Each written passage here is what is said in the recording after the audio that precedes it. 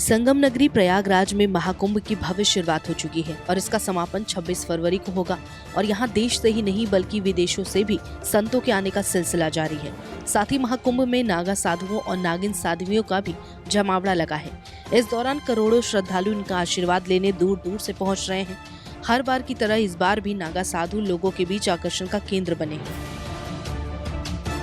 नागा साधुओं की अलग दुनिया लोगों के बीच हमेशा से चर्चा का विषय बनी रही, क्योंकि सांसारिक मोहमाया को त्याग चुके नागा साधु एक अलग तरह का जीवन जीते हैं। वे 17 श्रृंगार करके शिव भक्ति में लीन रहते हैं।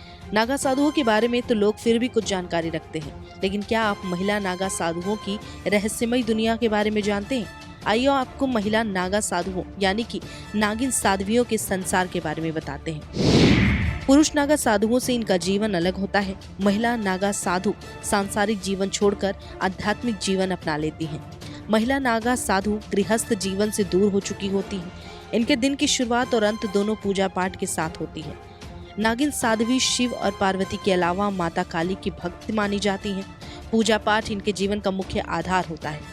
नागिन साध्वी का जीवन कई तरह की कठिनाइयों से भरा होता है और इनको दुनिया से कोई मतलब नहीं होता।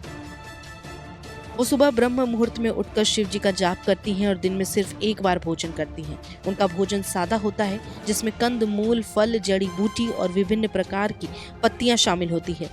नागिन साध्वी पूरी तरह से प्राकृतिक और बिना पका हुआ भोजन ही करती है।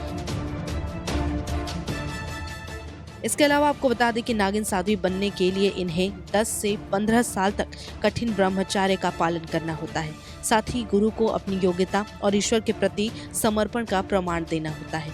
और नागिन साध्वी बनने के बाद सभी साधु साध्वियां उन्हें माता कहती हैं। और आश्चर्य की बात यह है कि नागिन साध्वी को जीवित रहते हुए ही अपना पिंडदान और मुंडन करना अनिवार्य होता है। जैसा कि नागा साधुओं में वस्त्रधारी और दिगंबर यानी निर्वस्त्र दो तरह के नागा साधु होते हैं।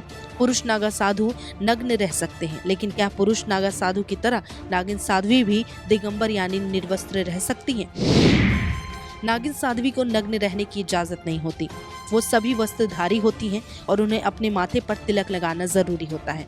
इसके अलावा नागिन साध्वी केसरिया रंग का सिर्फ एक कपड़ा पहनती हैं, जो सिला हुआ नहीं होता। इसलिए उन्हें पीरियड्स के दौरान कोई समस्या नहीं होती और इस वस्त्र को गंती कहा जाता है। इसी गंती को पहनकर नागिन साध्वी पूरी जिंदगी गुजार देती है।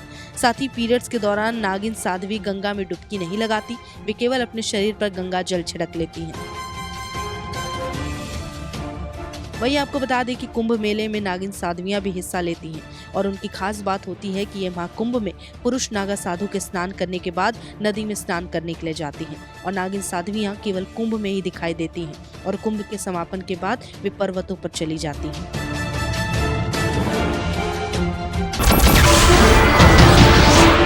नमस्कार, मैं हूं मानक गुप्ता। अगर आपको हमारा ये वीडियो पसंद आया हो तो इसे लाइक और शेयर जरूर करें। और हाँ, हमें सब्सक्राइब और फॉलो करना ना भूलें, ताकि आप देश और दुनिया की कोई खबर मिस ना करें। तो जुड़े रहिए हमारे साथ और देखते रहिए न्यूज़ 24।